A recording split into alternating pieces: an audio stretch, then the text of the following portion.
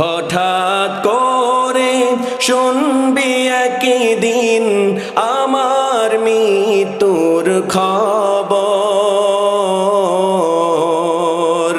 কেঁদে কেঁদে আসবে সবাই দিতে আমায় কবর, দিতে আমায় কবর।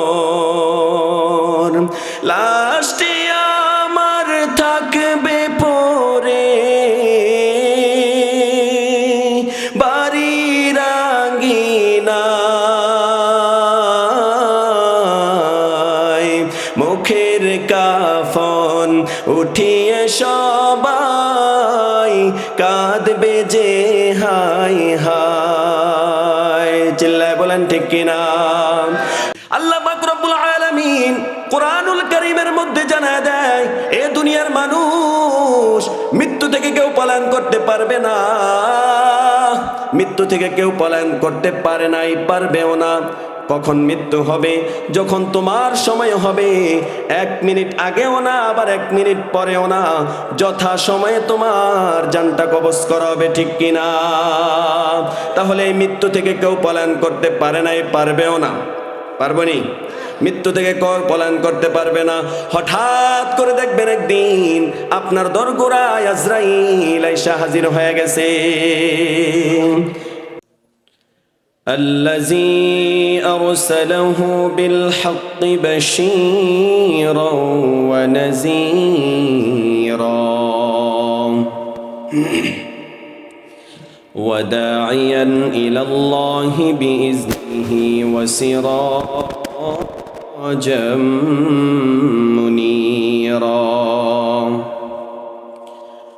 أما بعد فأعوذ بالله من الشيطان الرجيم. بسم الله الرحمن الرحيم. إذا جاء أجلهم لا يستأخرون ساعة ولا يستقدمون.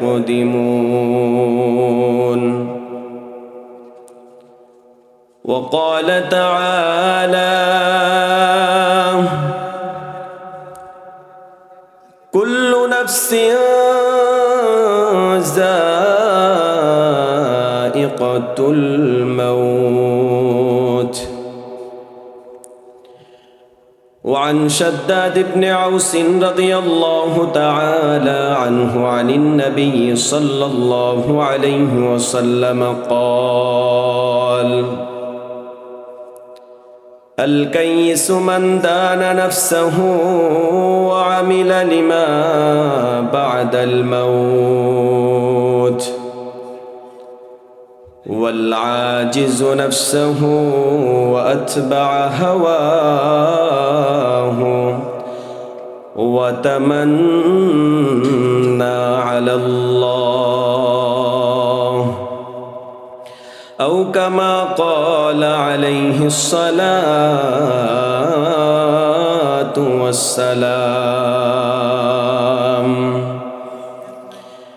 या रब मेरे आँखों में समा जाए मदीना,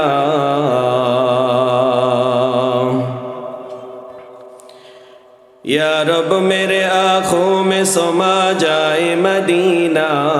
मुद्दत से मेरा दिल में तमन्नाए मदीना,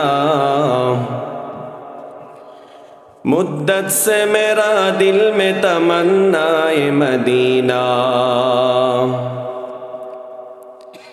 आकाश के बदीनार दरम खैरुन यंदुख्त. आकाश के बदीनार दरम खैरुन यंदुख्त.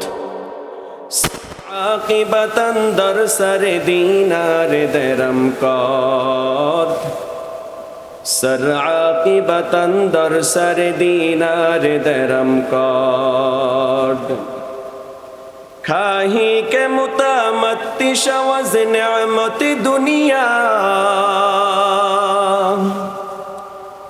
काहे के मुतामत्तिशा वज़ नेअमत दुनिया बाखल के करम कुंचु खुदा बात करम कर बाखल के करम कुंचु खुदा बात करम कर तलवार बकट हो के निकल मैदान आसीर तलवार बकट हो के निकल मैदान आसीर दुश्मन के मुकाबिल तो लगा नाराए तकबीर दुश्मन के मुकाबिल तो लगा नाराए तकबीर ला इलाहा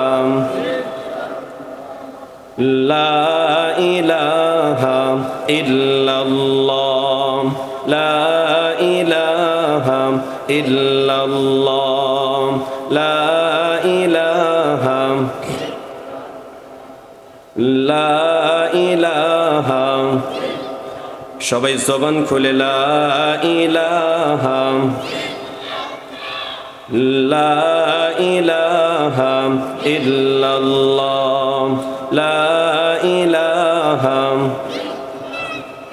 ভাইজান বহু দূরে মদিনা কেমনে যাব জানি না বহু দূরে মদিনা কেমনে যাব জানি না দয়াল আল্লাহ দয়া করো দয়াল আল্লাহ দয়া করো ওরাও মনের ভাষণা লা ইলাহা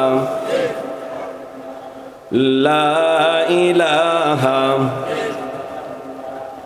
লা ইলাহা ইল্লাল্লাহ লা ইলাহা এই কালিমা পড়ে বেলাল পেল কত যন্ত্রণা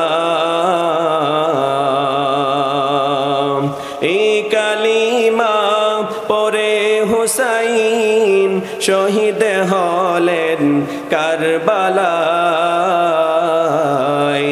জান চলে যাক প্রাণ চলে যাক তবুও জবানে ইল্লাল্লাহ লা ইলাহা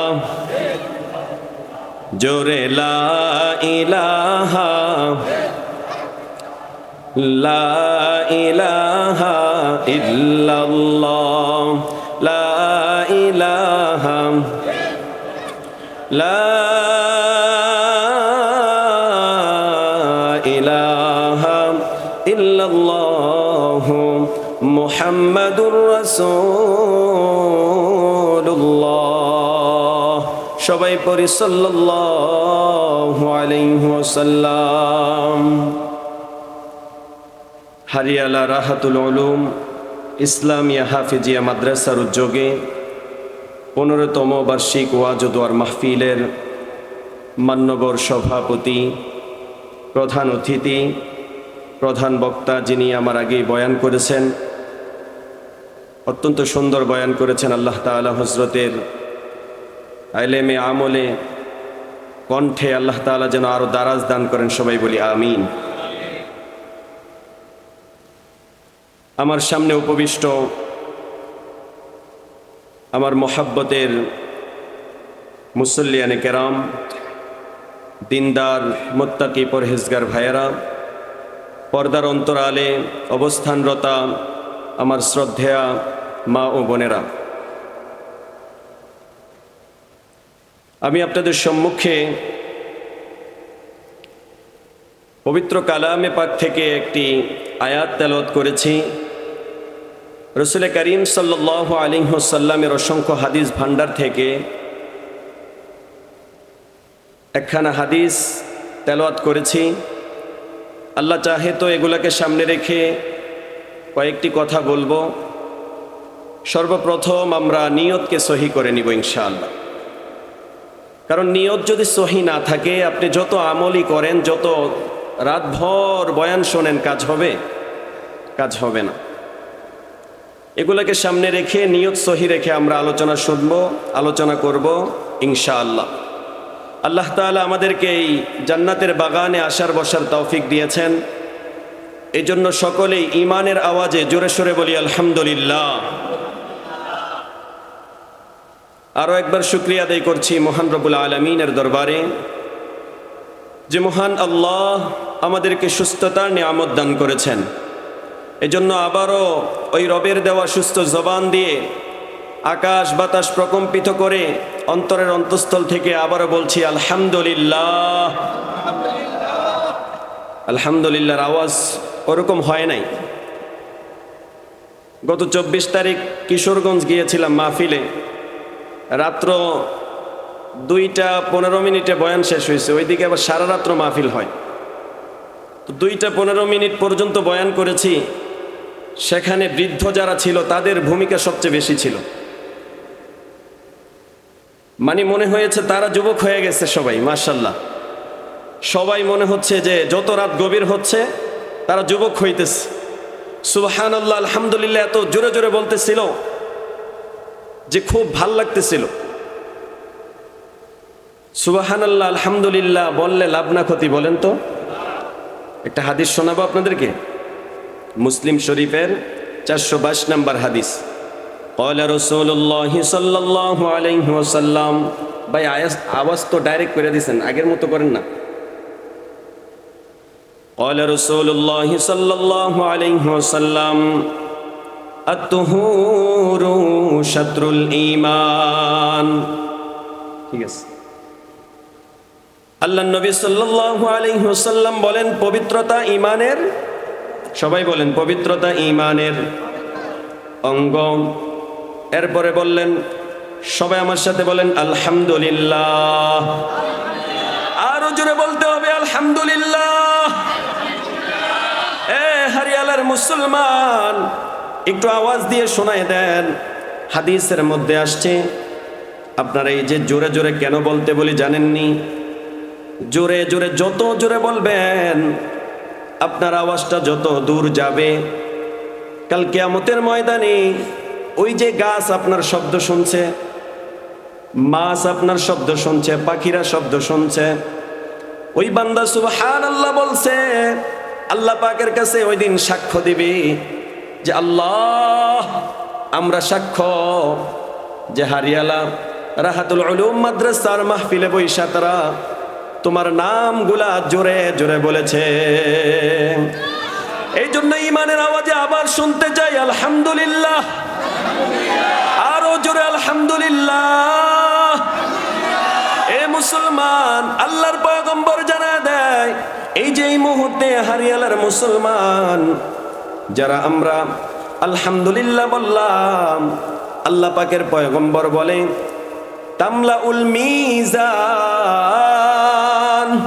আল্লাহ পাক রব্বুল আলামিন নেকি দ্বারা এই মুহূর্তে যারা আলহামদুলিল্লাহ বলেছে তাদের নেকি দ্বারা তাদের মিজানের পাল্লাটা ভরপুর করে দিয়েছেন। সুবহানাল্লাহর আওয়াজ হয় নাই মিয়া? এবার বলেন সবাই দুইটা কালিমা একসাথে, সুবহানাল্লাহ আলহামদুলিল্লাহ।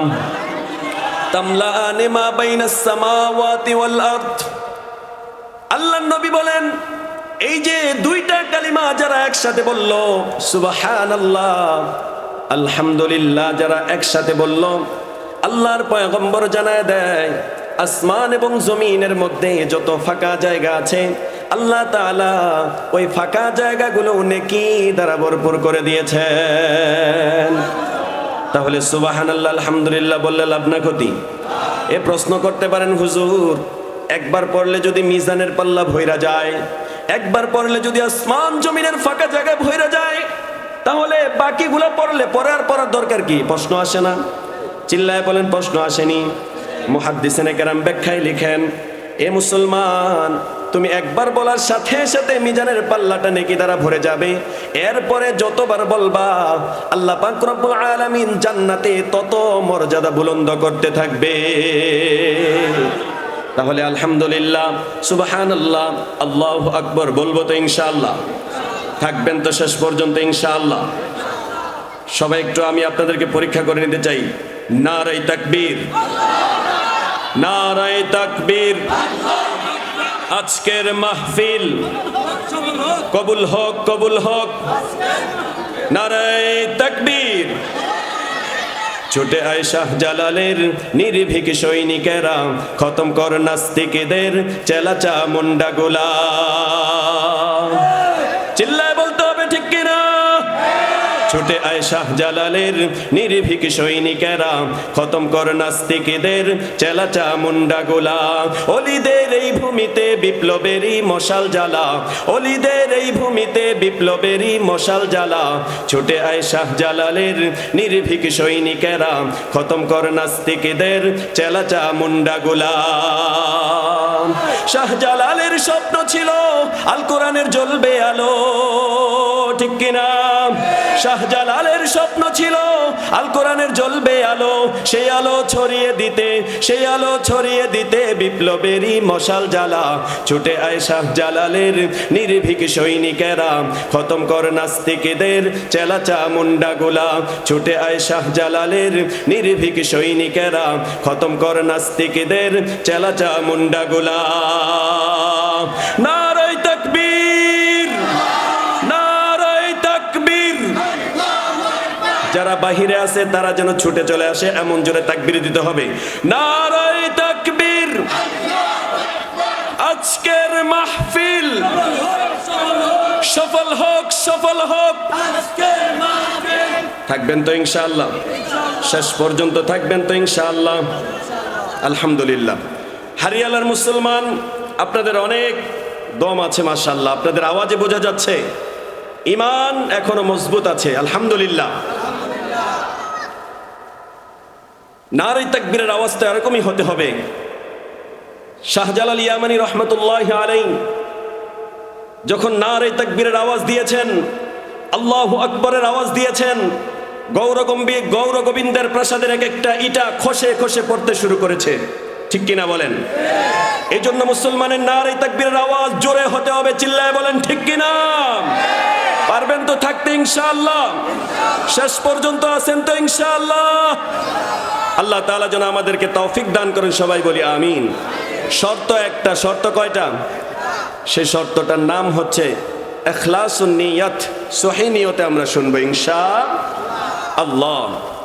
তাহলে আমি আপনাদের সম্মুখে যেই আয়াত এবং হাদিস নিয়েছি, এটার বিষয়বস্তু হচ্ছে আজকে কবর জগৎ নিয়ে আমরা আলোচনা করব ইনশাআল্লাহ। দুনিয়া এবং আখিরাতকে নিয়ে খুব সংক্ষিপ্তভাবে আলোচনায় ঢুকে যাব আমরা। তবে শর্ত একটা, আমলের নিয়তে শুনবো, সহিহ নিয়তে শুনবো ইনশাআল্লাহ। পারবো তো ইনশাআল্লাহ? আল্লাহ তাআলা যেন তৌফিক দান করেন, সবাই বলি আমিন। তাহলে আমাদের জীবনের, আমাদের যেই জীবন, এই জীবনের পাঠ হচ্ছে দুইটা। কয়টা? আমার সাথে কথা বলতে হবে, কথা বলতে হবে, জোরে জোরে কথা বলবেন ইনশাআল্লাহ। আল্লাহ তাআলা জাযায়ে খায়ের দান করবেন ইনশাআল্লাহ। পাঠ কয়টা? দুইটা। একটা হচ্ছে এই দুনিয়ার জীবন, আরেকটা হচ্ছে আখিরাতের জীবন। একটা দুনিয়ার জীবন, আরেকটা আখিরাতের জীবন। নাকি দুনিয়ার জীবনই শেষ? দুনিয়ার জীবনই শেষ না, আখিরাতের জীবন। দুনিয়া তো একটা পরীক্ষার জন্য আল্লাহ তাআলা আমাদেরকে পাঠিয়েছেন। আর দুনিয়া মাজরাতুল আখিরা, দুনিয়া হচ্ছে আখিরাতের শস্য ক্ষেত্র স্বরূপ। বাকি আমাদের জীবন শুরু হবে, মেইন জীবন যেটা মৃত্যুর পর থেকে শুরু হবে, ঠিক কিনা বলেন? তাহলে আমাদের পাঠ দুইটা, যেমন দিনের পরে যেমন রাত আসে, রাতের পরে আবার দিন। আমি আপনাদেরকে বলতে চাই, দিন কখন থেকে শুরু হয়? সূর্য উদিত হওয়ার পর থেকে একবারে সূর্যাস্ত পর্যন্ত, এটার নাম কি? দিন। রাত কখন থেকে শুরু হয়? সূর্য ডুবার পর থেকে আবার সূর্য ওঠার আগ পর্যন্ত, দুইটা পাঠ। তেমনি ভাবে আমাদের জিন্দিগির, খুব মনোযোগ দিয়ে শোনেন, আমাদের জিন্দিগিরও দুইটা পাঠ। একটা হচ্ছে আমাদের এই জীবন, এইটা দুনিয়ার জীবন, আর একটা হচ্ছে আখিরাতের জীবন। কথা না বলে, এই ভাইয়েরা কথা বললেন না। তাহলে আমাদের জীবনের পাঠ হচ্ছে কয়টা? ওয়াজ মুখস্থ করে যাবেন ভাই, ওয়াজ মুখস্থ করবেন এবং সারা জীবন আমলের নিয়তে শুনবেন ইনশাআল্লাহ। হতে পারে আজকের বয়ান আপনার আমার জন্য নাজাতের জরিয়া হয়ে যাবে কাল কিয়ামতের ময়দানে। আল্লাহ তাআলা যেন ওইভাবেই শোনার তৌফিক দান করে। আজকে আমার বয়ানের মাধ্যমে যদি হারিয়ালার একজন মুসলমান যদি আমল করে, আল্লাহ তাআলা হতে পারে এই মুসলমানের বিনিময়ে কাল কিয়ামতের ময়দানে আমাকে নাজাতের জরিয়া বানিয়ে দিবে। ঠিক কিনা বলেন? এটাই তো আমাদের মাকসাদ। আমাদের মাকসাদ তো অন্য কিচ্ছু না। আল্লাহ তাআলা যেন ওইভাবে শোনার তৌফিক দান করেন। তাহলে দুনিয়ার জীবনটা আমি সংক্ষিপ্তভাবে বলি। দুনিয়ার জীবনটা আবার কয়েকটা ভাগে বিভক্ত। আমি খুবই সংক্ষিপ্তভাবে বলবো, খুব বিস্তারিত যাব না। দুনিয়ার জীবনটা যেমন একটা পাঠ আছে শিশুকাল, এরপরে আপনার কিশোরকাল আসে, এরপরে যুবক বয়স আসে, এরপরে বৃদ্ধ বয়স, এরপরে মৃত্যু। এতটুকুই তো জীবন। জীবন শেষ। মৃত্যুর পরে এমন এক জীবন শুরু হবে, মৃত্যুর পরের যে জীবন শুরু হবে, এই মৃত্যুর পরের জীবনটা আবার 9টা ভাগে 9টা স্তরে বিভক্ত। কয়টা? 9টা স্তরে বিভক্ত। এই 9টা পয়েন্ট মুখস্থ করবেন আপনারা। আপনাদের কাছে প্রশ্ন করতে চাই, মৃত্যুর জগৎটা শুরু হয় কিসের মাধ্যমে? মৃত্যুবরণ করার মাধ্যমে না? মৃত্যুবরণ করলেন তো আপনার পরজগৎ শুরু হয়ে গেছে। তাহলে মৃত্যুবরণ করার মাধ্যমে আমাদের শুরু হয়ে গেছে 1 নাম্বার। 2 নাম্বার কবর। 2 নাম্বার কি? কবর। 3 নাম্বার কিয়ামত। 3 নাম্বার কি? কিয়ামত। 4 নাম্বার হচ্ছে হাসর। 4 নাম্বার কি? হাসর। 5 নাম্বার হচ্ছে মিজান। 5 নাম্বার। 6 নাম্বার পুলসিরাত। 7 নাম্বার শাফাআত। ভাই মাইকে তো পায় না, ছাইরা দেখে আগের মতো পড়েন, ওটা সুন্দর ছিল মাশাআল্লাহ। হ্যাঁ, এটা ঠিক আছে। 7 নাম্বার শাফাআত। 7 নাম্বার কি? 8 নাম্বার হলো জান্নাত। 9 নাম্বার হচ্ছে, বাকি আছে কি? জাহান্নাম। 9 নাম্বার কি? জাহান্নাম। পারবেন তো বলতে ইনশাআল্লাহ? 1 নাম্বার মৃত্যু, 2 নাম্বার কবর, 3 নাম্বার কিয়ামত, 4 নাম্বার হাসর। সবাই মুখে মুখে বলেন, ইনশাআল্লাহ না পারলেও মুখস্থ হয়ে যাবে। 4 নাম্বার। 5 নাম্বার কি? মিজান। 6 নাম্বার পুলসিরাত। 7 নাম্বার শাফাআত। 8 নাম্বার জান্নাত। 9 নাম্বার জাহান্নাম। এগুলাকে যারা মাইনা নিবে তারা হচ্ছে ইমানদার, যারা মানবে না তারা বেঈমান কাফের। চিল্লায় বলেন ঠিক কিনা?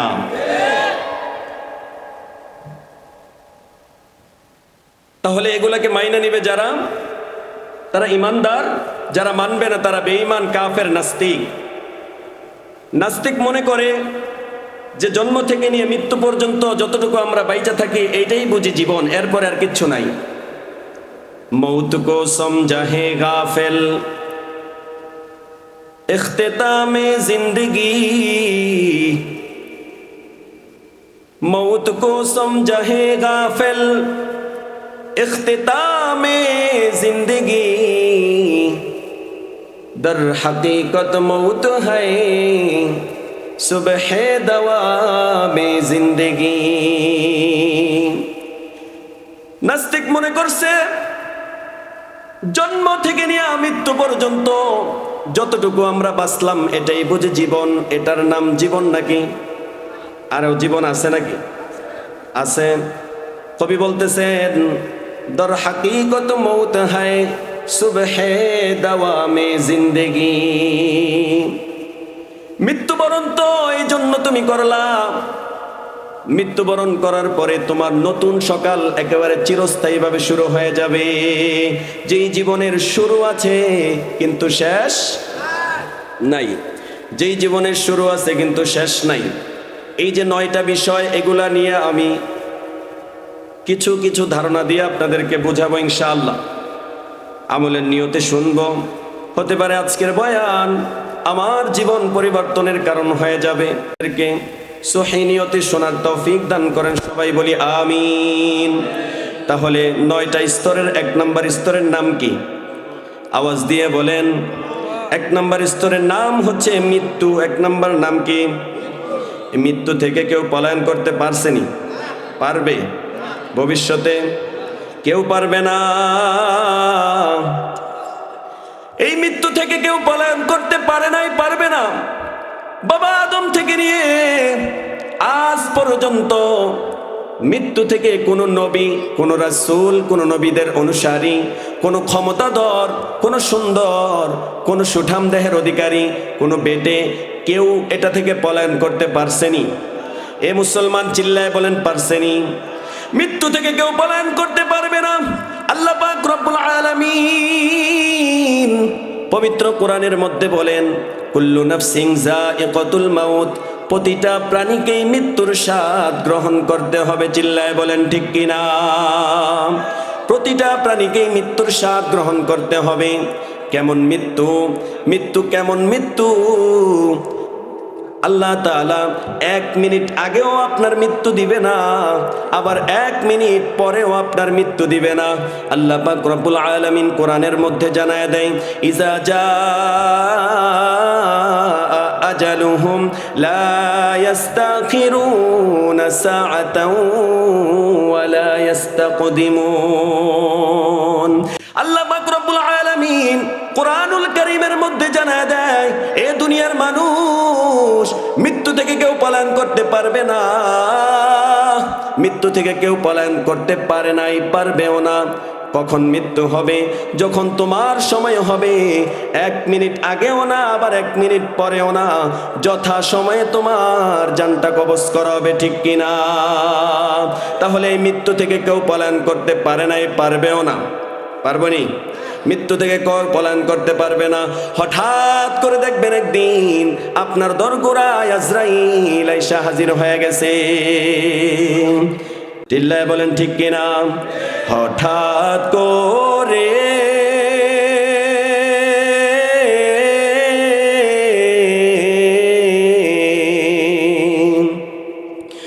হঠাৎ করে শুনবি একদিন আমার মৃত্যুর খবর।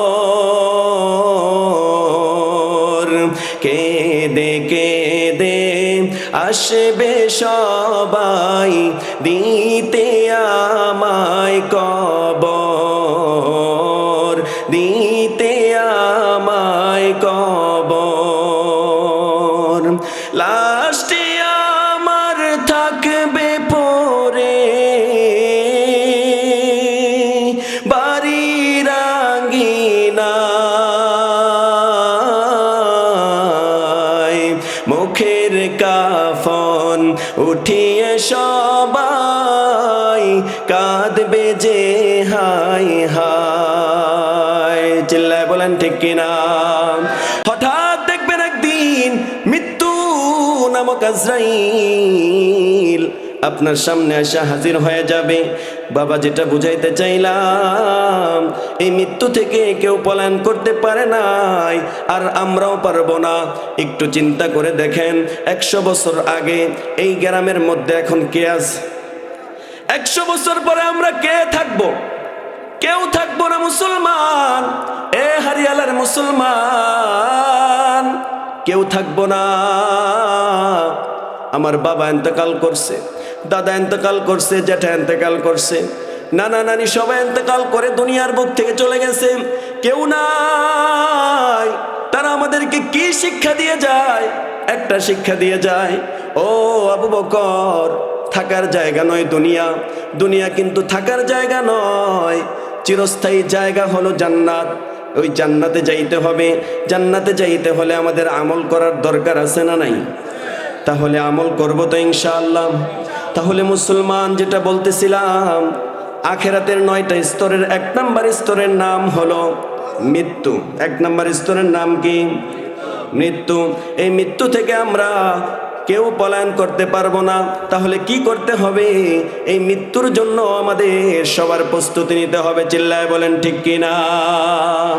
নিব তো ইনশাআল্লাহ? এ মুসলমান, প্রস্তুতি নিব তো ইনশাআল্লাহ?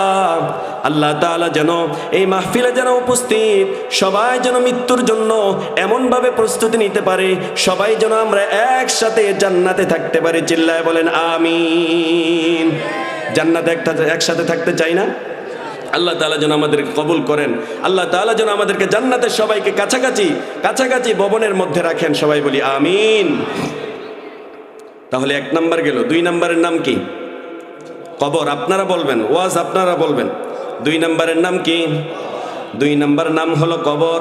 এই কবরের মধ্যে বড় ভয়ঙ্কর আযাব হবে, জানেননি? কবরের মধ্যে ভয়ঙ্কর আযাব হবে। কেমন আযাব? কবর প্রতিদিন আমাদেরকে ডাকে, আনা বাইতুদ দুদ, আনা বাইতুল কুরবা।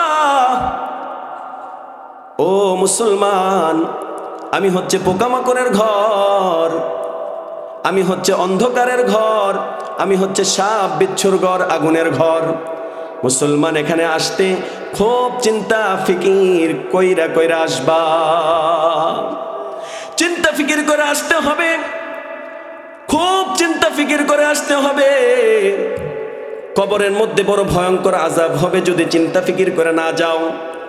আর যদি আমলটাকে বানায় যাও, আমলকে যদি সুন্দর করে যাও, একমাত্র আল্লাহকে রাজি খুশি করার জন্য যদি দুনিয়া অতিবাহিত করে যাও, তাহলে দেখবা কবরটা তোমার জান্নাতের বাগান করে দিবেন কে?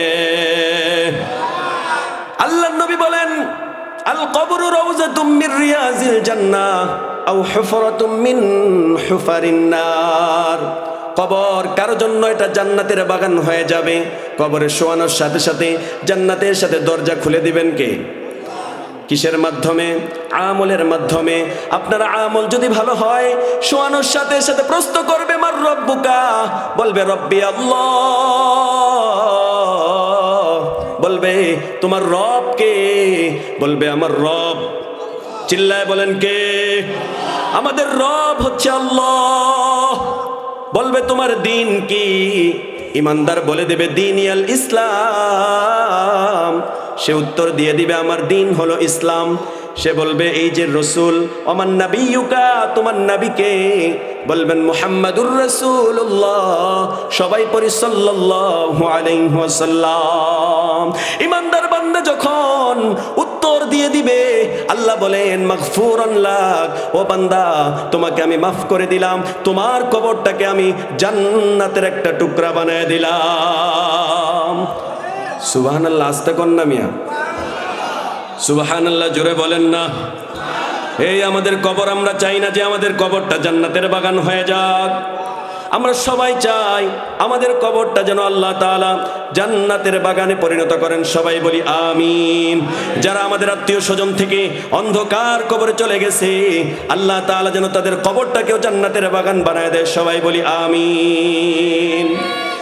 আর বেঈমান যখন ইন্তেকাল করবে, তখন তাকে বলবে মার রব্বুকা।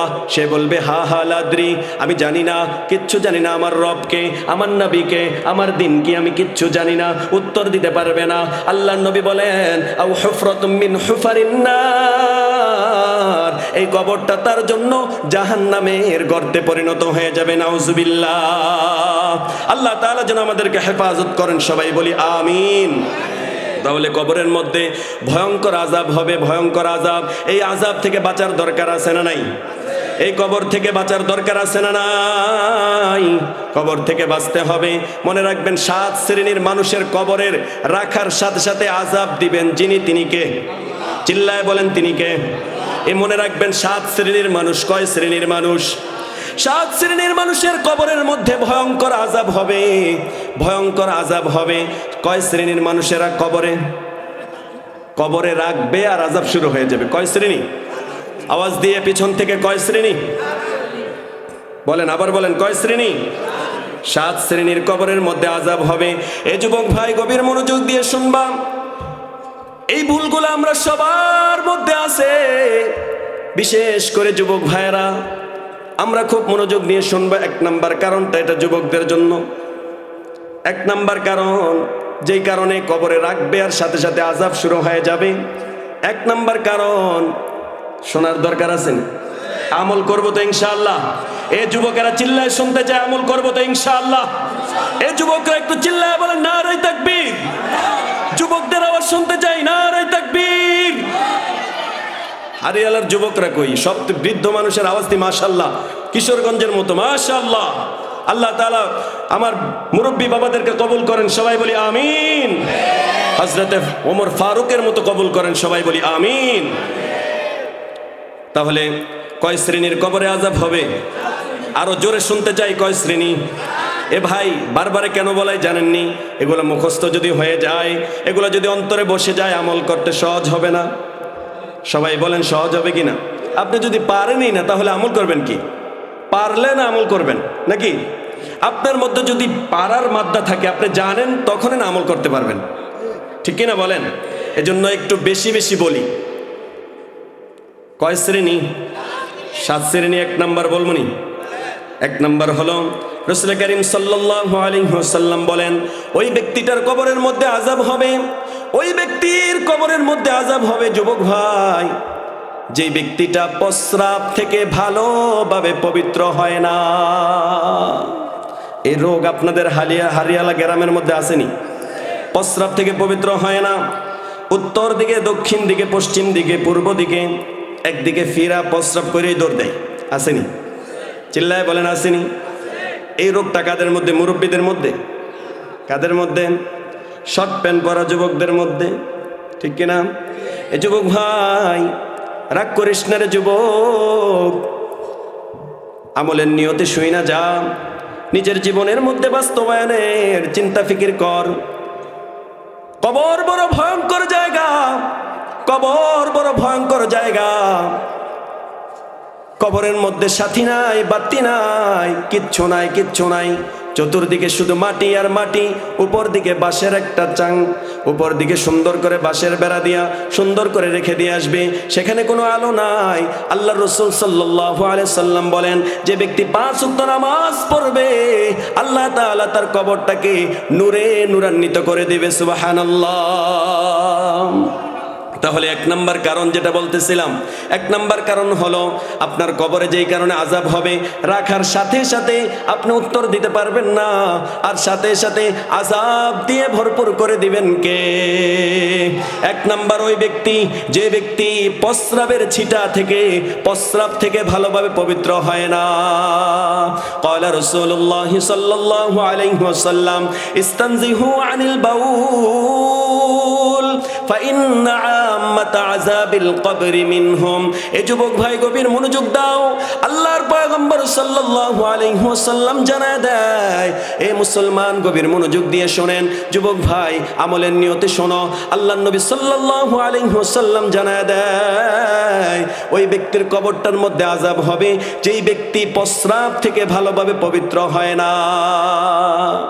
আল্লাহর নবী জানায় দিয়েছেন যে ইস্তানজিহু আনিল বাউল, তোমরা প্রস্রাব থেকে পবিত্রতা অর্জন করো খুব ভালোভাবে। কেন? ফাইন্না আম্মাতা আযাবিল কবরি মিনহুম, কেননা অধিকাংশ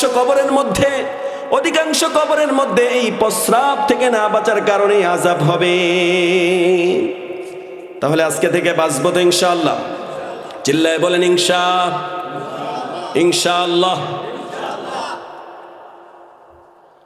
এরপর আরেকটা হাদিস আপনারা শোনেন, বুখারী শরীফের বর্ণনা 6052 নম্বর হাদিস, যেটা আপনারা ওই যে আল হাদিস অ্যাপসের মধ্যে পেয়ে যাবেন।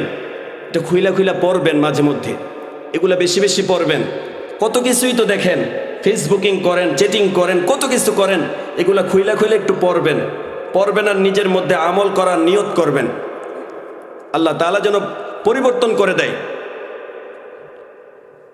তাহলে আরেকটা হাদিস, عن عبد الله بن عباس رضي الله تعالى عنه قال مر رسول الله صلى الله عليه وسلم على قبرين। আল্লাহ নবী সাল্লাল্লাহু আলাইহি ওয়াসাল্লাম একটা কবরের পাশ দিয়ে যাইতেছিলেন। কবরের পাশ দিয়ে যখন যাইতেছিলেন, সাহাবায়ে কেরাম নবীজির পিছনে পিছনে যাচ্ছিলেন। হঠাৎ নবী বললেন, ইন্নাহুমা লা ইউআযাবান। ও সাহাবায়ে কেরাম, এই 2টা কবরের মধ্যে আযাব হইতেছে। কয়টা কবরে? 2টা কবরের মধ্যে আযাব হইতেছে। ওমা ইউআযাবানি ফি কাবীরিন, বড় কোনো গুনাহের কারণে আযাব হয় না। ছোট ছোট 2টা গুনাহ, যেগুলাকে আমরা গুনাহও মনে করি না, এমন 2টা গুনার কারণে এই 2টা কবরের মধ্যে আযাব হইতেছে। নাউজুবিল্লাহ। জোরে বলেন না মিয়া নাউজুবিল্লাহ। কবরে আযাব হওয়া, এটা কি ভালো কাজ না খারাপ কাজ? আমরা চাই যেন আমাদের কবরটা আল্লাহ তাআলা জান্নাতের বাগান বানায় দেয় মৃত্যুর সাথে সাথে। সবাই বলি আমিন। তাহলে দুইটা কবরের মধ্যে আযাব হইতেছে। কেমন আযাব হইতেছে? রাসূল বলেন দুইটা কবরে ভিন্ন ভিন্ন দুইটা কারণে আযাব হইতেছে। কয়টা কারণে? ভিন্ন ভিন্ন দুইটা কারণে আযাব হইতেছে। সাহাবায়ে কেরাম জিজ্ঞাসা করলেন, ওগো নবী, কারণগুলা কি? আল্লাহর নবী সাল্লাল্লাহু আলাইহি সাল্লাম বলেন, আম্মা হাযা ফাকানা লা ইস্তাতিরু মিন বাউলিহি। এই যে প্রথম নাম্বার কবরের মধ্যে আযাব হইতেছে, কেন জানো নি? সাহাবায়ে কেরামকে বললেন, ও সাহাবায়ে কেরাম, প্রথম নাম্বার কবরের মধ্যে আযাব হইতেছে এই লোকটা দুনিয়ায় থাকতে যখন প্রস্রাব করত, প্রস্রাব থেকে ভালোভাবে পবিত্রতা অর্জন করত না। নাউজুবিল্লাহ বলেন না। প্রস্রাব থেকে পবিত্র না হওয়ার কারণে কবরের মধ্যে আযাব হইতেছেন। এটা রসুলকে জানাইছেন কি? আল্লাহ জানাইছেন। রসুল দেখতেছেন আযাব হইতেছে, তাহলে এটা সত্য না মিথ্যা? এ বন্ধু, তোমার পকেটের মধ্যে কত কিছু থাকে। তোমার পকেটের মধ্যে আধা কেজি একটা ওজনের মোবাইল থাকে, তোমার পকেটের মধ্যে মানিব্যাগ থাকে, টাকা থাকে, পয়সা থাকে, কার্ড থাকে, কত কিছু থাকে, কিন্তু পবিত্রতা অর্জন করার জন্য একটু টিস্যু তুমি রাখতে পারলা না। ঠিক কিনা বলেন? এই যুবক ভাই, আজকে থেকে শপথ করো, কিচ্ছু পকেটের মধ্যে রাখি আর না রাখি, এক টুকরা টিস্যু রাখবো। পারবো তো ইনশাআল্লাহ? এই যুবক ভাইয়েরা, মুরব্বী বাবারা, পারবো তো ইনশাআল্লাহ? আল্লাহ সবাইকে কবুল করেন, সবাই বলি আমিন। আমল করবো তো ইনশাআল্লাহ ভাই? আমল করলে আজকের বয়ান সার্থক, আজকের ওয়াজ সার্থক, আমি আর মাহফিল সার্থক হয়ে যাবে ইনশাআল্লাহ।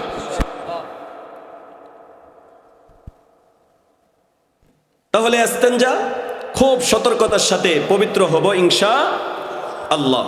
এই গেল এক নাম্বার। এক নাম্বার, তাহলে কবরে আযাব হয় প্রস্রাব থেকে ভালোভাবে না বাঁচার কারণে। প্রস্রাব থেকে ভালোভাবে না বাঁচার কারণে। দুই নাম্বার, রসুল এই হাদিসের মধ্যেই দুই নাম্বার কারণটা বলে দিলেন, কেন দুই নাম্বার কবরের মধ্যে আযাব হচ্ছে। রসুল বলেন, ক্বালা রাসূলুল্লাহ সাল্লাল্লাহু আলাইহি ওয়াসাল্লাম, ওয়া আম্মা হাযা ফাকানা ইয়ামশি বিন নামিমা। আগেরটা গেছে যুবকদের খারাপ অভ্যাস, এখন একটা আসছে মুরব্বীদের অভ্যাস। বলমুনি, মুরব্বীরা আবার রাগ করবেন নি, রাগ করেন না কিন্তু।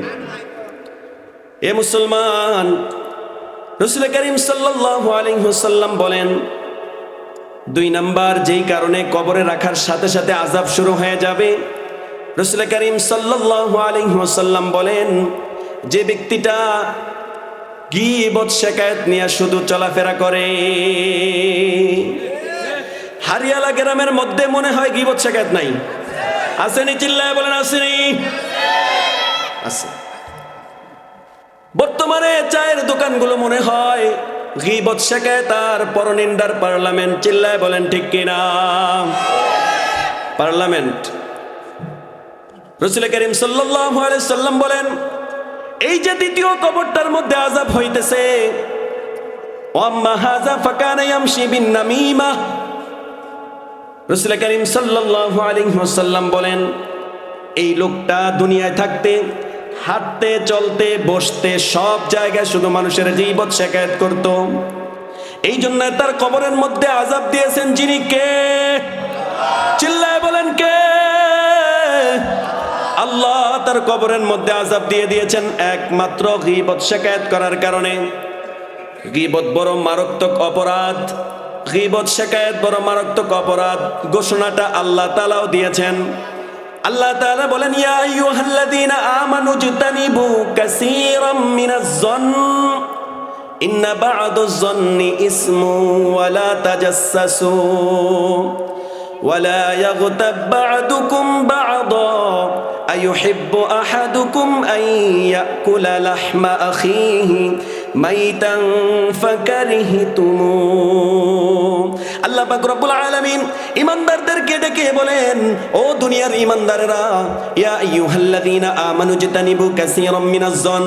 আল্লাহ তাআলা বলেন, এ দুনিয়ার ঈমানদার, তোমরা মানুষের প্রতি বদ ধারণা থেকে বাঁচো। বদ ধারণা বুঝেননি? এ মুসলমান বদ্ধারণা বুঝেননি? ইমাম সাহেব রাস্তা দিয়ে হাইটে যেতেছে, মোবাইলটা কানে লাগাইয়া খুব জরুরি কথা বলতেছে।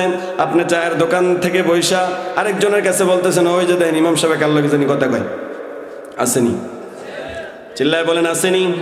শুধু ইমাম সাহেব নয়, শুধু ইমাম সাহেব নয়, যেই কোনো মানুষের বিরুদ্ধে বদ ধারণা করা যাবে যাবে না, বদ ধারণা করা যাবে না। আল্লাহ তাআলা বলেন, ইয়া আইয়ুহাল্লাযীনা আমানু ইজতানিবু কাসীরাম মিনাজ-জন ইন্না বা'দাজ-জন্নি ইসমু ওয়া লা তাজাসসাসু। মানুষের পিছনে গোয়েন্দাগিরিও করা যাবে। আওয়াজ দিয়ে বলেন যাবে? এ গোয়েন্দাগিরি কইরা কইরা একজনের সংসার আরেকজনে ভাঙ্গে কিনা? ভাঙ্গে কিনা? আল্লাহ তাআলা যেন হেফাজত করেন, সবাই বলি আমিন। বিস্তারিত বলার সময় নাই।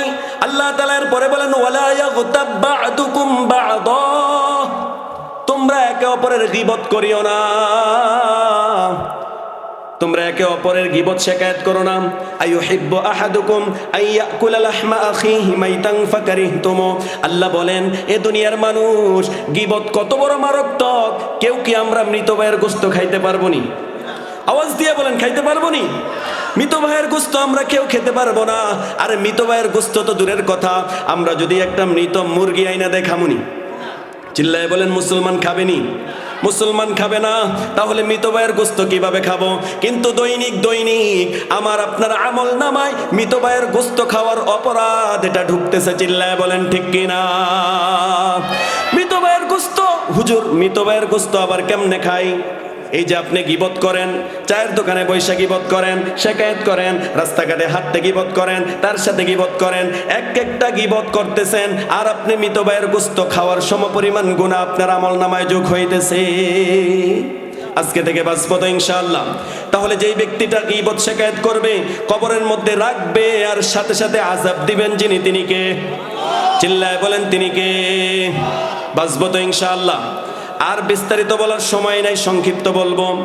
তাহলে 2 নাম্বার গেল। 1 নাম্বার বলেন তো আবার কি? প্রস্রাব থেকে পবিত্র না হওয়া। 2 নাম্বার গীবত করা। 2 নাম্বার কি? গীবত করা। 3 নাম্বার হলো নামাজের মধ্যে অলসতা করা। 3 নাম্বার কি? আওয়াজ দিয়ে বলেন 3 নাম্বার। সবার কাছ থেকে শুনতে চাই 3 নাম্বার। নামাজের মধ্যে অলসতা করা। আল্লাহ তাআলা বলেন, ফাওয়াইলুল লিল মুসাল্লিন।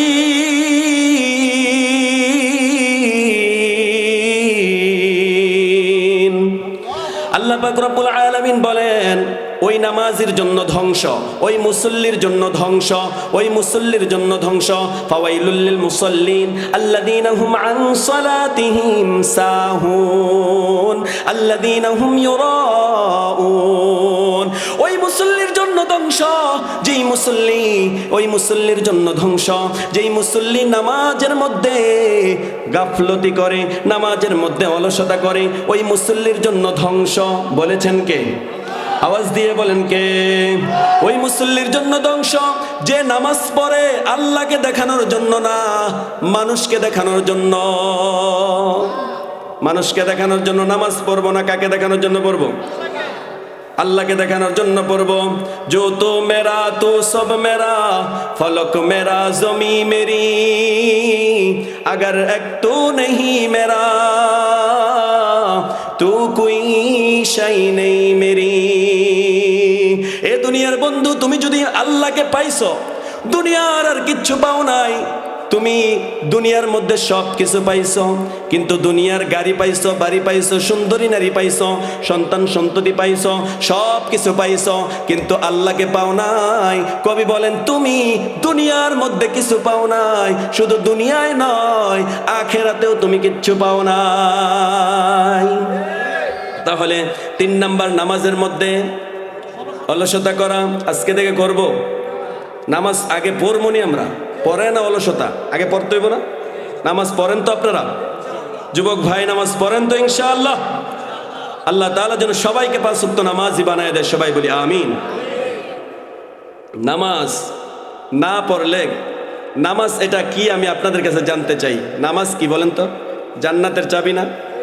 মিফতাহুল জান্নাতিস সালাহ। এই হাদিস আমরা সবাই জানি না? মিফতাহুল জান্নাতিস সালাহ, নামাজ বেহেশতের চাবি। 3 বন্ধু গেছে ঘুরতে, তিন বন্ধু কই গেছে? ঘুরতে গেছে। তো ঘুরতে গিয়া ধরেন কক্সবাজার গেছে, এখন 50 তলা এক বিল্ডিংয়ের মধ্যে তাদের 26 তলার মধ্যে তাদের বাসা পড়ছে, 26 তলার মধ্যে বাসা পড়ছে। খুব মনোযোগ দিয়ে শোনেন, শিক্ষণীয় উদাহরণ দিচ্ছি। তো 26 তলায় বাসা।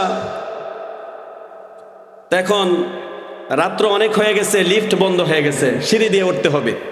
তো সিঁড়ি দিয়ে উঠতে অনেক কষ্ট হবে না? সিঁড়ি দিয়ে উঠতে তো কষ্ট হবে। তখন তিন বন্ধু পরামর্শ করছে, গেটের সামনে দাঁড়াইয়া এক বন্ধুর কাছে চাবির দায়িত্ব দিছে, আরেক বন্ধুর বিভিন্ন দায়িত্ব দিয়েছে। তো তারা পরামর্শ করলো যে আমরা যদি এভাবে উঠতে থাকি তাহলে কষ্ট হবে, যদি আমরা গল্প গুজবের মধ্যে উঠি তাহলে বেশি একটা কষ্ট হবে না। কথা বলেন, কষ্ট হবে না। তো প্রথম বন্ধু গল্প করতে করতে 10 তলা উঠছে। সে পারিবারিক বিষয়, ব্যক্তিগত বিষয়ে অনেক কথা বলছে। কথা বলার পরে সে 10 তলা পর্যন্ত উঠে গেছে। দ্বিতীয় বন্ধু আবার গল্প করতে করতে রাজনীতিক গল্প তুলছে, রাজনীতিক গল্প করতে করতে 26 তলা পর্যন্ত উঠে গেছে। তো আর তালা বাকি আসেনি, তালা বাকি আছে। তো এখন 26 তলা যখন উঠে গেছে, তখন রোমের ভিতরে ঢুকে যাবে, এমন সময় 3 নম্বর বন্ধু বলে, আমার গল্পটা বইলা ফেলি। কয়, না, তোমার গল্প আমরা রোমের ভিতরে বসে গিয়ে শুনবো, তোমার গল্প আমরা রোমের ভিতরে বসে গিয়ে শুনবো। তখন বললে, আরে না, আমার গল্প তোমাদের মতো এত লম্বা গল্প না, আমার গল্প কয়েক সেকেন্ডের গল্প। বলছে, কি গল্প বলো? বলো, বন্ধু, যদি তুমি কয়েক সেকেন্ডে বলতে পারো তাহলে তাড়াতাড়ি বলো। বন্ধু বলল, বন্ধু, তোমাদের গল্প, তুমি পারিবারিক গল্প বলছো, তুমি রাজনৈতিক গল্প বলছো, আমার গল্পটা খুবই দুঃখের গল্প। গল্পটা কি? চিল্লায় বলেন, গল্পটা কি? খুবই দুঃখের গল্প। তখন বন্ধুরা বলল, ঠিক আছে, তোমার দুঃখের গল্পটা খুব সংক্ষিপ্তভাবে বলে ফেলো। বলল, বন্ধু, আমি নিচ থেকে আসার সময় তোমরা যে আমার দায়িত্ব দিছো চাবি আনার, আমি চাবি আনতে ভুইলা গেছি। কি করছি? খুব দুঃখজনক কথা না? এত কষ্ট করে 26 তলায় উঠছে, আবার কি করছে? চাবি আনতে ভুইলা গেছে। এখন কি রোমে কি ঢুকতে পারবে? রোমে ঢুকতে পারবে নি? ইমানের আওয়াজে শুনতে চাই, ঢুকতে পারবে নি? এ মুসলমান, হারিয়ালার মুসলমান, গভীর মনোযোগ দেন, কি বুঝাইতে চাইলাম। মিফতাহুল জান্নাতিস, চিল্লায় বলেন, মিফতাহুল জান্নাতিস সালাহ, নামাজ। চিল্লায় বলেন, কি? নামাজ বেহেশতের চাবি। এ মুসলমান, দুনিয়ার মধ্যে সব কিছু কামাইলা, দুনিয়ার মধ্যে বাড়ি করলা, গাড়ি করলা, সব কিছু করলা, করতে করতে করতে করতে তুমি মৃত্যুবরণ করলা। হাসরের ময়দান কায়েম হয়ে গেল, ডান হাতে আমলনামা আসলো না, বাম হাতে আমলনামা আসলো। তুমি জান্নাতের গেটের সামনে ঘোরাঘুরি করতেছো, জান্নাতের গেটের সামনে ঘোরাঘুরি করতেছো। আল্লাহ তাআলা ঘোষণা দিয়ে দিলেন, এই যে তোমার জান্নাত। আল্লাহ তোমাকে ঘোষণা দিয়ে দিলেন, কিন্তু গেটের সামনে গিয়ে দেখেন বড় ধরনের তালা ঝুলা রয়েছে, বড় ধরনের তালা ঝুলা রয়েছে। ওই ব্যক্তি জিজ্ঞাসা করবে, দারোয়ান, তালা কেন? বললেন, তালার চাবি তো দুনিয়ায়। তালার চাবি কোথায়? দুনিয়ায়। ওই লোক বলবে, হায় হায়, দুনিয়ার মধ্যে সব করলাম, গাড়ি করলাম, বাড়ি করলাম, সম্পদ করলাম, সব কিছু করলাম, কিন্তু আসল জিনিস এই জান্নাতের চাবি আনতে আমি ভুইলা গেছি। লাভ হইবনি? চিল্লায় বলেন, কোনো লাভ হইবনি? ওই বন্ধু তো 26 তলা থেকে নাইমা এসে চাবি নিয়ে ঘুমাইতে পারবে, কিন্তু জান্নাত থেকে কাউকে কে ফেরত আসতে দিবেনি। মৃত্যুর পরে কেউ আসছেনি? আপনাকে এলাকাতে আইসেনি? আইসে? আমার বাবা ইন্তেকাল করছে, 18 বছর হয়ে গেছে। আমার বাবা কোনো দিন বাবাকে আর বাবা বলে ডাক দিতে পারি নাই। আমার দাদা ইন্তেকাল করছে আব্বারও পরে, দাদারাও দাদা বলে ডাক দিতে পারি নাই। মাঝে মাঝে স্বপ্নে দেখা দেয়, বাস্তবে আইসেনি? বাস্তবে আসে না। আসবে? কেউ আসবে না। এভাবে একদিন সবাই চলে যাবে, কিন্তু নামাজ নামক এই পথে আমাদেরকে নিয়ে যেতে হবে। এখন আপনাদেরকে প্রশ্ন করতে চাই, নামাজ কয় ওয়াক্ত? চিল্লায় বলেন, কয় ওয়াক্ত? ক্বালা রাসূলুল্লাহ সাল্লাল্লাহু আলাইহি ওয়াসাল্লাম, খামসু সালাওয়াতিন কাতাবাহুন্নাল্লাহু আলাল ইবাদ। আল্লাহ তাআলা বান্দাবান্দির জন্য 5 ওয়াক্ত নামাজ ফরজ করেছেন। কয় ওয়াক্ত? এ পিছনের মুসলমান, কয় ওয়াক্ত? চিল্লায় বলেন না, কয় ওয়াক্ত? প্রশ্ন করতে চাই, এই 5 ওয়াক্তের মধ্যে ফজরের নামাজ আসেনি? ফজরের নামাজ সহ? তাহলে মসজিদে ঢুকলে বোঝা যায় যে সবার জন্য ফজরের নামাজ মাফ করে দিয়েছেন আল্লাহ। এরকম মনে হয় না? মসজিদগুলোতে ঢুকলে মনে হয় না? মসজিদগুলোতে ঢুকলে মনে হয় ফজরের নামাজ মাফ হয়ে গেছে। কিন্তু নবী বলেন, হাদিসে কুদসি তিরমিজি শরীফের বর্ণনা, আল্লাহর নবী বলেন, খামসুস সালাওয়াতিন কাতাবাহুন্নাল্লাহু আলাল ইবাদ ফামান জাআ বিহিন্না লাম ইউদাইয়্যা মিনহুন্না শাইআন ইস্তিগফাফান কানা লাহু ইনদাল্লাহি আহদুন আন ইউদখিলাহুল জান্নাহ। আল্লাহ পাক রব্বুল আলামিন বান্দাবান্দির জন্য 5 ওয়াক্ত নামাজ ফরজ করছেন। এই 5 ওয়াক্ত নামাজ যদি কেউ অবহেলাবশত 1 ওয়াক্ত নামাজও ছেড়ে না দেয়, সুন্দরভাবে যদি নামাজ আদায় করে, আল্লাহ তাআলা তাদের জন্য ওয়াদা করেছেন, আল্লাহ তাআলা তাকে জান্নাতে প্রবেশ করাবেন। সুবহানাল্লাহ। তাহলে নামাজ পড়ব তো ইনশাআল্লাহ। কয়টা গেল? 3টা। 4 নাম্বার হলো কোরআনকে অবমাননা করা। কোরআনকে অবমাননা করা। কোরআনকে আমরা অবমাননা করব না ইনশাআল্লাহ। কোরআনকে সম্মান করব তো ইনশাআল্লাহ। কোরআনকে সম্মান করব তো ইনশাআল্লাহ। কোরআনওয়ালাকে সম্মান করব তো ইনশাআল্লাহ। আল্লাহ তাআলা যেন তৌফিক দান করেন, সবাই বলি আমিন। আরো জোরে বলেন আমিন। 5 নাম্বার হলো আপনি মদ খাওয়া। 5 নাম্বার কি? মদ খাওয়া। মদ খাওয়া, যে ব্যক্তি মদ খাইবে তার কবরের মধ্যে সাথে সাথে রাখার সাথে সাথে আযাব হবে। 6 নাম্বার হলো মিথ্যা কথা বলা। 6 নাম্বার কি? মিথ্যা কথা আমরা বলি না, একবারে ফেরেশতা বলি। আজকে থেকে বলবো, ছেড়ে দিব ইনশাআল্লাহ। মনে রাখবেন, মিথ্যা কথা বলবেন তো কবরে আযাব হবে, মিথ্যা কথা বলবেন কবরে রাখার সাথে সাথে আযাব হবে। আল্লাহ তাআলা তৌফিক দান করুক মিথ্যা থেকে বাঁচার, সবাই বলি আমিন। 7 নাম্বার হলো জিনা, ব্যভিচার করা। এটা সমাজের মধ্যে বড় বেড়ে গেছে, আল্লাহ তাআলা যেন হেফাজত করেন, সবাই বলি আমিন। সমাজের মধ্যে বড় জিনা, ব্যভিচার বেড়ে গেছে, পরকীয়া বেড়ে গেছে, আল্লাহ তাআলা যেন এই ধ্বংসাত্মক জিনিস থেকে আমাদেরকে হেফাজত করেন, সবাই বলি আমিন। তাহলে এই হচ্ছে 7 কারণ। এই 7 কারণে কবরের মধ্যে আযাব ত্বরান্বিত করে দেন যিনি, তিনি কে? আল্লাহ। আল্লাহ তাআলা যেন আমাদেরকে বুঝার এবং আমল করার তৌফিক দান করেন, সবাই বলি আমিন। তাহলে 2 নাম্বার গেল কবর। 3 নাম্বার কি? একেবারে শেষ করে 2 মিনিটে শেষ করে দিব, দেখবেন বাকি 7টা। 2 নাম্বার কবর গেল। 3 নাম্বার কিয়ামত। 3 নাম্বার কি? কিয়ামত। 4 নাম্বার হচ্ছে হাসর। 4 নাম্বার কি? হাসরের ময়দান বড় ভয়ঙ্কর হবে। হাসরের ময়দান সম্পর্কে আম্মা জানা আয়েশা সিদ্দিকা রাদিয়াল্লাহু তাআলা আনহা জিজ্ঞাসা করেন, ইয়া রাসূলুল্লাহ সাল্লাল্লাহু আলাইহি ওয়াসাল্লাম, হাসরের ময়দানটা কেমন হবে? রাসূল করিম সাল্লাল্লাহু আলাইহি ওয়াসাল্লাম বলেন, ইউহশারুন নাসু ইয়াউমাল কিয়ামাতি হুফাতান উরাতান গুরলা। আল্লাহর নবী সাল্লাল্লাহু আলাইহি ওয়াসাল্লাম বলেন, ও আয়েশা, হাসরের ময়দানটা বড় ভয়ঙ্কর হবে। সমস্ত মানুষগুলোকে কিয়ামতের ময়দানে একত্রিত করা হবে। সবাই সেদিন উলঙ্গ থাকবে। সেদিন সবাই কি থাকবে? হাসরের ময়দানে উলঙ্গ থাকবে। মুশাতান, সবাই পায়ে হেঁটে হেঁটে চলবে, কেউ ঘোড়া গাড়ি নিয়ে চলতে পারবে না, কোনো কিছু নিয়ে চলতে পারবে না। মুশাতান গুরলা, সবাই খতনাবিহীন অবস্থায় থাকবে। দুনিয়াতে আমরা যেমন আসছি ওরকম থাকবে। কিয়ামতের ময়দানটা বড় ভয়ঙ্কর হবে। আয়েশা সিদ্দিকা রাদিয়াল্লাহু তাআলা আনহা বলেন, আর রাসূল সাল্লাল্লাহু আলাইহি সাল্লাম, আমরাও কি উলঙ্গ থাকবো? বলল, শুধু তোমরা নয়, সবাই উলঙ্গ থাকবো। এক বর্ণনায় আসছে, রাসূল করিম সাল্লাল্লাহু আলাইহি সাল্লাম বলেন, আমি নিজেও উলঙ্গ থাকবো। আরেক বর্ণনায় আসছে, আরেক বর্ণনায় আসছে, রাসূল করিম সাল্লাল্লাহু আলাইহি সাল্লাম বলেন, জান্নাত থেকে একটা পোশাক আইনা আমাকে আল্লাহ তাআলা স্পেশাল ভাবে সেদিন ওঠাবে। কিয়ামতের ময়দান যখন কায়েম হয়ে যাবে, কিয়ামতের ময়দানে আল্লাহ পাক রব্বুল আলামিন একদল লোককে সিংহাসনের মধ্যে বসাবে। সিংহাসনের মধ্যে বসাইয়া একেবারে জাহান্নামীদেরকে টানতে টানতে যেই রাস্তা দিয়ে নিয়ে যাবে, জাহান্নামের মধ্যে নিয়ে যাবে, ওই রাস্তার মধ্যে সিংহাসনের মধ্যে ওই লোকগুলাকে বসায় রাখবে। সুবহানাল্লাহ। এক জাহান্নামীকে টাইনা টাইনা নিয়ে যাইতেছে, ওই সিংহাসনের মধ্যে বসে আছে আপনাদের এলাকার, আপনাদের মাদ্রাসার হাবেজ সাহেব। কে বসে আছে? সিংহাসনের মধ্যে কে বসে আছে? হাবেজ সাহেব বসে আছে। হাবেজ সাহেব বসে আছে। হাবেজ সাহেব যখন বসে আছে, ওই যে জাহান্নামীদেরকে টাইনা টাইনা নিয়ে যাইতেছে, জাহান্নামীদের মধ্যে তাকায় দেখে হারিয়ালার গ্রামের একজন কেউ টাইনা টাইনা কোথায় নিতেছে? জাহান্নামের দিকে নিয়ে যাইতেছে। সে ব্যক্তি ডাইকা বলে, ও হাবেজ সাহেব,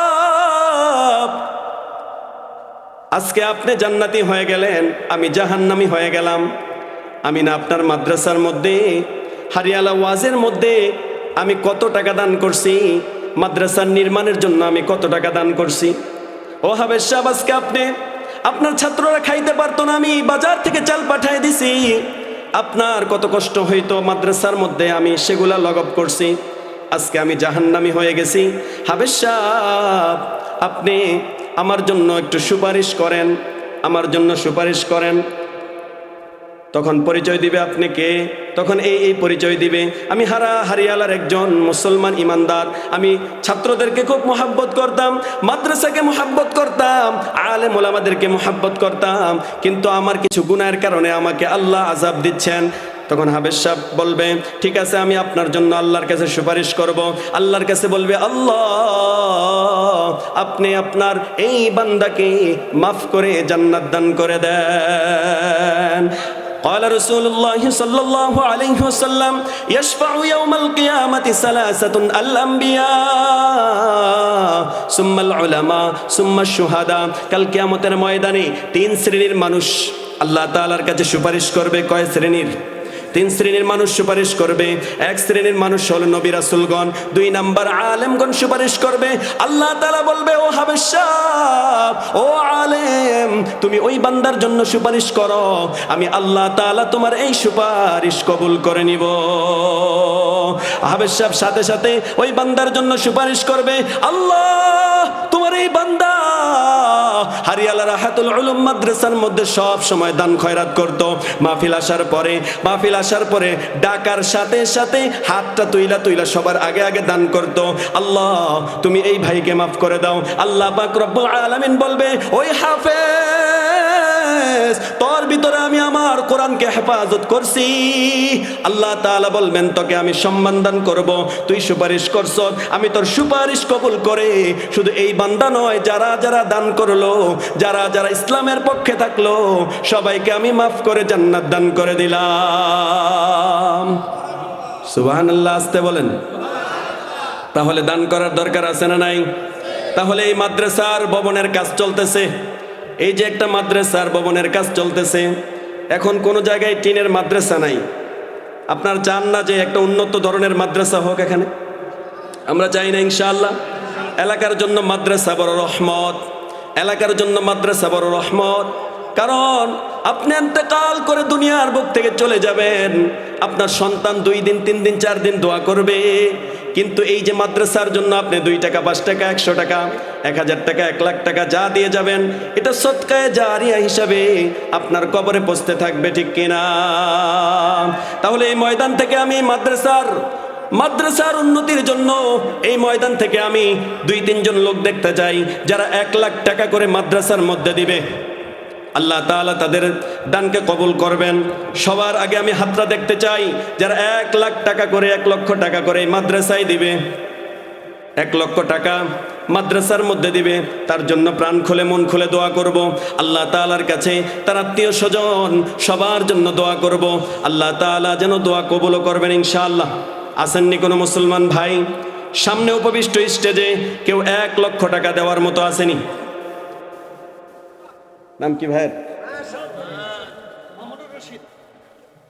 মাওলানা মামুনুর রশিদ ভাই, মোহাম্মদ মামুনুর রশিদ ভাই, 1 লক্ষ টাকা। সবাই বলেন মারহাবা। 1 লক্ষ টাকা, 1 লক্ষ টাকা।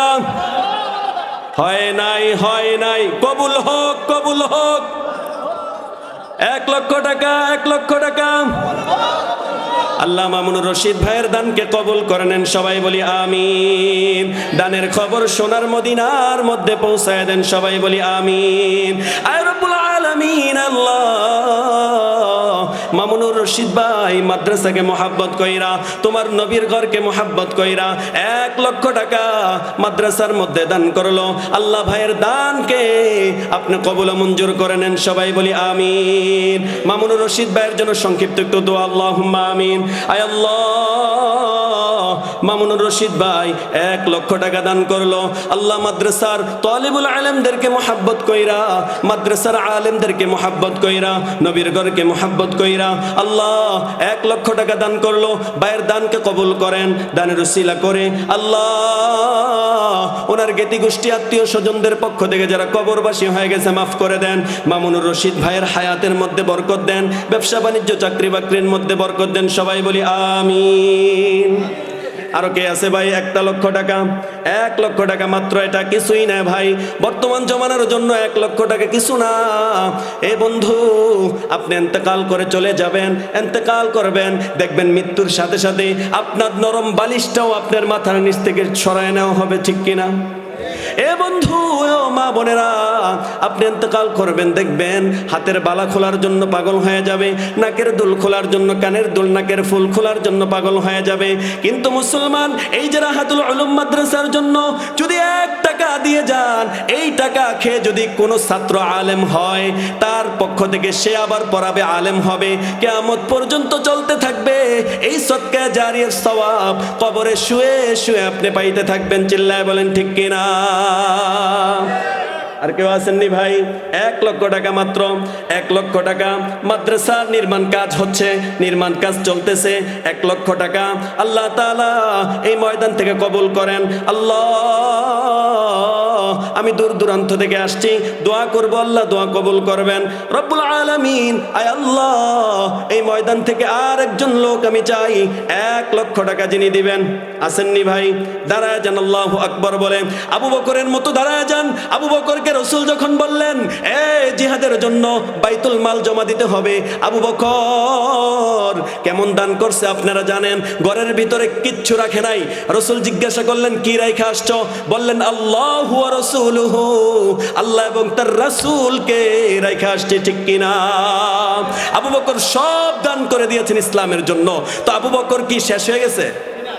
আবু বকরকে মাইনাস করে ইসলাম হবে? আবু বকরকে মাইনাস করে ইসলাম হবে না। ইসলামের নাম নবীর পরে আবু বকর, ঠিক কিনা? তাহলে আবু বকরের মতো আমরা হতে চাই না?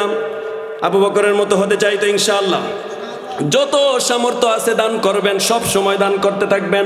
আমি এই ময়দান থেকে, স্টেজ থেকে আরেকজন লোক 1,00,000 টাকা, 1,00,000 টাকা ভাই বলেন, অন্তরটা শান্তি হয়ে যাবে। আপনাদের জন্য দোয়া করব, প্রাণ খুলে দোয়া করব।